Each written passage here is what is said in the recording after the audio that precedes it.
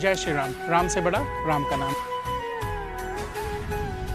रही सुंदरकांड की बात, तो हमारे जो कांड से पहले उसमें सुंदरकांड है, बालकांड है, जो और है, तो उनका वर्णन किया गया है। और सुंदरकांड मेरे ख्याल से जो फास्टेस्ट है वो 45 मिनट्स में शायद है, और वैसे 1.5 आवर में। एक कलयुग के समय में किसी के पास समय भी नहीं है और सभी खाली भी बैठे हैं, तो उस चीज के लिए वो सुंदरकांड का पाठ भी करते हैं। उनको एक प्रोटेक्शन महसूस होती है, एक जो छंद है या जो वाणी है उनको एक शीतलता महसूस होती है। तो आजकल इसीलिए सब हनुमान चालीसा सुंदरकांड के बस फॉलो कर रहे हैं या जप रहे हैं, सुन रहे हैं। एक आत्मिक उनको शांति प्राप्त हो रही है। मैं कहना चाहूंगा, जैसे हमने कहा था कि किसी मंदिर में जाके हमें शांति मिल रही है, कहीं पे नहीं मिल रही, तो यही बात जब हम सुंदरकांड सुन रहे हैं या हनुमान चालीसा कर रहे हैं या सुन भी रहे हैं, हमें एक प्रोटेक्शन महसूस होती है। बिल्कुल। हमारी आत्मा को, हमारे सूक्ष्म शरीर को एक अच्छा महसूस होता है एनवायरमेंट में और अपने ओरे में। इसलिए आजकल आपने काफी सुंदरकांड पाठ देखे होंगे। हनुमान चालीसा तो अनगिनत चल रही है। हनुमान चालीसा तो बच्चे बच्चे को आई थिंक मुंह ज़बानी याद है। बहुत अच्छी बात है कि हम हमारी आने वाली जनरेशन तक ये चीज पहुंचा रहे हैं। That is a very good part. I am so proud of all parents out there जो इतनी कोशिश करते हैं, मेहनत करते हैं। एक लास्ट सवाल, फिर हम एक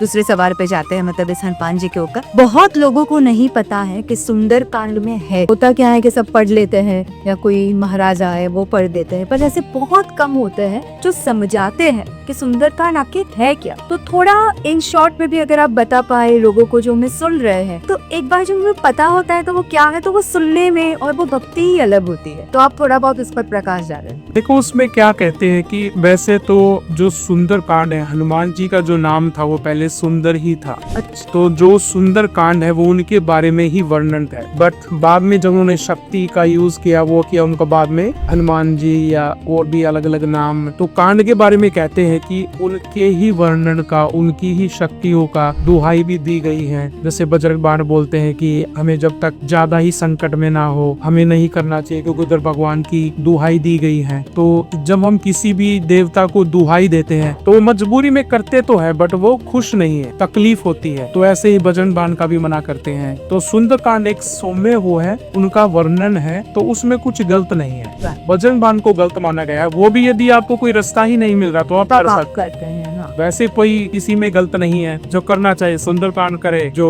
हनुमान चालीसा करे। आजकल हनुमान चालीसा तो बच्चे बच्चे के मुंह पे रटी गई। बिल्कुल। हर बच्चे के मुंह पे हनुमान चालीसा रटी हुई है। फिर भी कुछ हैं हमारे जिनको नहीं आती।